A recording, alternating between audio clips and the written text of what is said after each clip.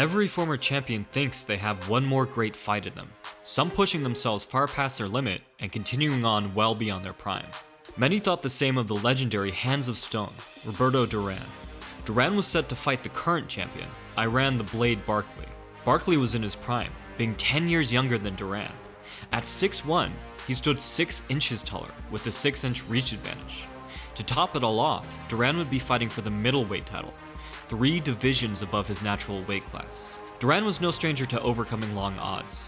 He had survived extreme poverty in the streets of Panama, rummaging through garbage to stay alive, and working tirelessly to learn the ins and outs of boxing. Through focus, commitment, and sheer willpower, Duran had worked his way up the ranks to become champion, becoming widely recognized as perhaps the greatest lightweight of all time.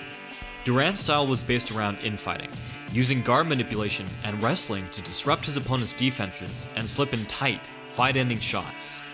Eventually, he used these tactics to stun the world, defeating Sugar Ray Leonard to take the welterweight title. A few controversies and many years later, he destroyed Davey Moore to win the junior middleweight title. But to many, these accomplishments were now null and void.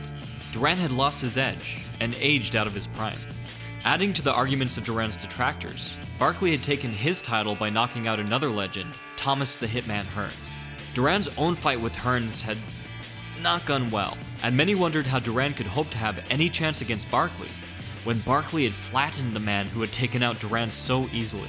However, Duran was never one to listen to others, or care much about their opinions. He thought he could win. Now all he had to do was pull off this impossible task, and prove it. Barkley looked to test Duran immediately, charging in with hard-hitting combinations. Duran wisely kept his distance, cross-stepping or pivoting to remain safely sideways, and relying on his impressive head movement to take care of the rest. But this couldn't last for long. Duran knew that against a much larger opponent, it's crucial to gain their respect immediately. If Duran couldn't prove that he could hurt Barkley, not just hit, but hurt, then Barkley would have no qualms about taking several shots to land one big one. Duran's plan was to nail Barkley with a counter right over his jab, but Barkley kept pulling and rolling away. Meanwhile, Barkley was having success landing his own best shot, a tight lead hook, off of his jab. Barkley proved he had a decently high ring IQ, throwing this shot to the body as often as he did to the head. A smart idea considering just how hard it was to land a clean shot on Duran's chin. Not only was Barkley's hook finding a home, it doubled as an unintentional defense by knocking away Duran's crosses. Undaunted, Duran went to move inside. Infighting was his specialty, after all. But surprisingly, Barkley had the perfect defense here as well. He thudded powerful hooks into Duran's sides, forcing the Hands of Stone to back off. In just the first round, Barkley was dominating at all ranges. But then, at the very end of the round, one of Duran's big punches finally made it through. Duran slipped outside of Barkley's jab and looked to return a hard overhand. Barkley threw his hook at the same time, but it was sloppy and too wide. Barkley staggered back. Shaken, he quickly regained his composure and smiled as he walked back to his corner. It was unclear if Duran had gained his respect, but he had certainly gained his attention. Duran started off the second by downward parrying Barkley's jab, trying to clear a path to land with the same hand. But Barkley was wise to Duran's right now, and was determined not to make the same mistake twice. Duran pressed forward, looking to move into close range where he was strongest. But rather than retreat as most of Duran's opponents, Barkley fired back in kind. Duran plowed forward anyways, hoping to press Barkley back and savage him against the ropes. But Barkley took a page from Duran's book and deftly turned him.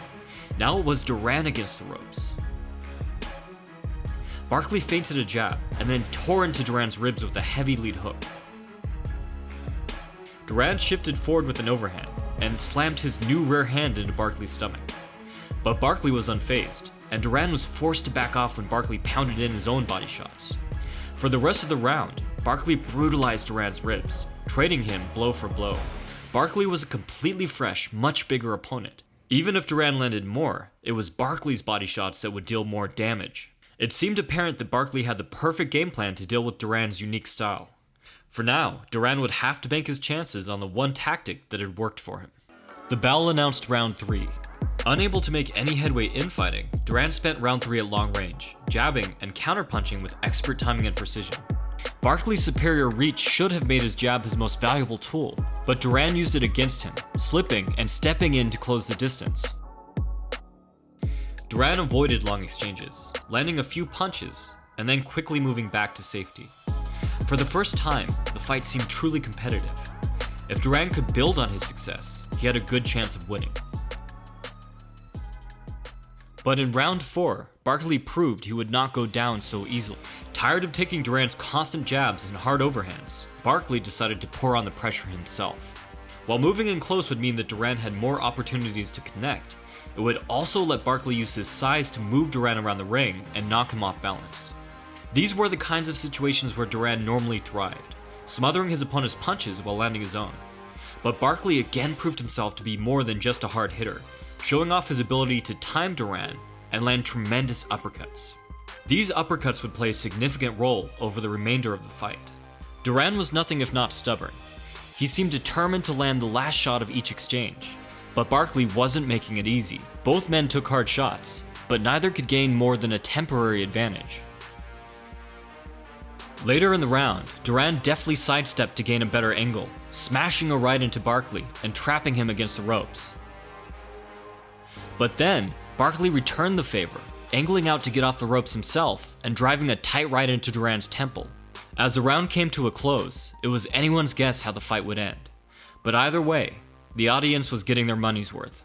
The fourth had been an incredible display of both skill and brutality, but as it turned out, it would pale in comparison to the fifth. Duran used one of his more common tactics, weaving in to place his head on Barkley's shoulder. This both protected his chin and got him close enough to sneak in shots through Barkley's guard. Duran liked to use one arm to control his opponent, tying them up and disturbing their balance, and the other arm to punch. He did so here, weaving away to throw, and then weaving back to safety. Duran would also weave from shoulder to shoulder, placing him in a better position to hit Barkley's right side. This both kept Barkley guessing and put Duran in a prime position to target his liver. But here Barkley's uppercuts again proved too much to handle. Duran's tactic of protecting his chin by resting it on his opponent's shoulder wasn't working near as well against such a tall competitor. Even when Duran managed to pull away in time, his upright posture left him vulnerable to follow-ups. And while Duran was doing a better job of cover blocking Barkley's body shots, Barkley was using this tactic against Duran, throwing low to entice Duran to drop his guard and clearing a path for his headshots. As the round progressed, it seemed that most everything Duran landed was a counter he threw after getting hit. This is a rare skill and it kept Duran in the fight, but it was by no means ideal. By the end of the round, both men had absorbed the amount of punishment often taken in a full fight. In Barkley's corner, his coach told him to work behind his jab, but in the sixth, it was Duran who used his jab to reset the pace. Perhaps Duran had realized he had little chance of winning by trading shot for shot and trying to bully a bigger, stronger, younger opponent. Duran instead avoided brawling, expertly timing his jab to set up one or two shots, and then quickly retreating out of the way. When Barkley attacked, Duran evaded, countered, and then reset to long range. The hands of Stone even avoided infighting until the last 10 seconds of the round. This would by no means lead to a knockout, but it was exactly what Duran needed to recover and get back into the fight. Of course, Duran was not looking to survive the fight, he was looking to win it. So in the seventh, he again tried to close the distance, hoping to do some real damage. Barkley's well-placed uppercuts persisted, but midway through the round, Duran adjusted. Simply pulling away would only give Barkley the space he wanted to land harder blows. But Duran started pulling and then countering immediately. Duran had come to expect Barkley's uppercuts, and was now treating them as an opportunity rather than a hazard. That was one problem dealt with, but Barkley's body shots were still a big deterrent when it came to infighting. Duran was keeping his arms lower now, but this of course turned Barkley's tremendous hooks into an even bigger problem. With his arms low, Duran had to rely on head movement to protect his chin, and there was no way to avoid every single shot that came his way. Just as Duran was starting to gain serious momentum, two picture-perfect lead hooks whipped his head around. Throwing two hooks off the same side that fast with that much power is an incredibly rare talent to have, and now a third was coming. Duran narrowly avoided the last fight-ending shot and soldiered on. The two stared each other down at the end of the round. The fight was proving more difficult than either had anticipated, and both were now eager to finish it. The bell announced the 8th. Since Duran couldn't build on his punches while infighting, he instead tried to add more punches onto the overhand that had been working so well for him. But this proved to be a terrible idea. There's an old saying in boxing, never hook with the hooker, and it held true here. By trying to add on a hook to his overhand, Duran gave Barkley the perfect opportunity to land his hook. Duran usually rolled with punches, but this time he moved right into one. He staggered back, in serious trouble. He managed to get his balance just in time, but his head was far from clear. Fighting on instinct, Duran relied on his aggression. In a way, it was his best defense. His senses may have been too dulled for him to defend well, but if he were going to take punches, then Barkley was going to take them too. Duran stayed inside, where Barkley didn't have the space to land his hardest shots. Unable to safely pull away to mid-range, Duran took a number of devastating uppercuts. However, by the end of the round, his head seemed to have cleared. He managed to survive until the bell, and even finished strong. Of course, it was anyone's guess if he could get the momentum back. Barkley's insane lead hooks were proving to be the deciding factor in the fight. As he did in the 6th, Duran went back to boxing. He used every trick in the book to set up his overhands. Level changing, feinting, staggering his steps, and breaking his rhythm. Duran was landing, but he wasn't doing enough real damage to change the course of the fight. And though Barkley's work rate was down from the last round, his lead hooks were still getting through. But late in the round, Duran finally found a solution to Barkley's devastating lead hooks, and this tactic would prove to be the deciding factor in the 10th. Duran's idea wasn't to stop Barkley's hook, or even to try and counter it. Instead, Duran drew out Barkley's best punch on purpose, just to make him miss. The first time Duran drew Barkley's hook, he ducked underneath, and Barkley completely lost his footing, putting himself in a terrible position and giving Duran the opportunity to land several counters. The second time, Duran feinted across, only to weave under Barkley's counter hook once more. Barkley again stumbled out of position, a look of total confusion on his face. For a fighter, nothing is more tiring or disparaging than consistently missing punches. Now Duran had Barkley questioning his own best shot, leaving him unsure if he were actually attacking or trying to draw an attack. The uncertainty Duran created in Barkley helped him to land more often, and finally put long combinations together. Now each time Barkley hooked, Duran would stop punching mid-combination to weave underneath, before continuing with his relentless assault. Barkley started to slow, even backing off at jabs. By mid-round, Barkley's rhythm was completely gone, and Duran lowered his hands, slipping punch after punch, before unloading another huge overhand. As the round came to an end, Duran was still down on the scorecards, but it now seemed he had a real chance of winning the fight. However, with only a few rounds left to make up points, he would most likely need a knockdown. As the 11th approached, a member of Duran's team encouraged him, shouting, "Prove you are the champion." Duran smiled and went out to try and make history one more time. Duran poured out everything he had and built on the success of the last round. He pulled and countered uppercuts, he weaved underneath hooks, and countered Barkley's body hooks with tight head hooks before Barkley could withdraw his punch back to his guard. As Duran's punches piled up, Barkley became more and more sluggish. Mid-round, Duran landed a thudding 1-2, ducked away from Barkley's counter, and then exploded out of his crouch with 4 thunderous punches in a row.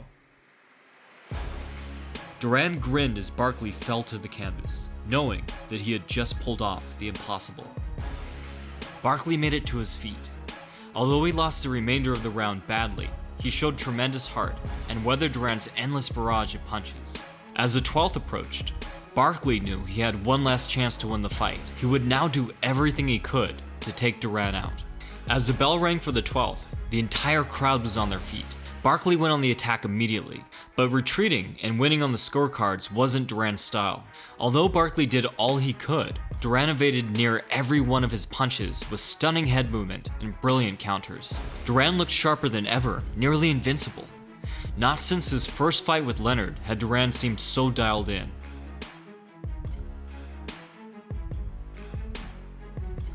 As the round came to a close, it was no doubt Barkley who was lucky to have survived. Barkley raised his hands, claiming victory. Duran stared defiantly, his team raising him into the air. The crowd roared their appreciation, and the announcer read out the judges' score. The first judge ruled the fight for Duran, the second for Barkley, and the third for the Hands of Stone. Duran had taken a title in his 4th weight class. Once again, he had pulled off the impossible. Stay tuned for more technique breakdowns, and one final fight in the Four Kings saga. From the Modern Martial Artist, this has been David Christian, wishing you happy training.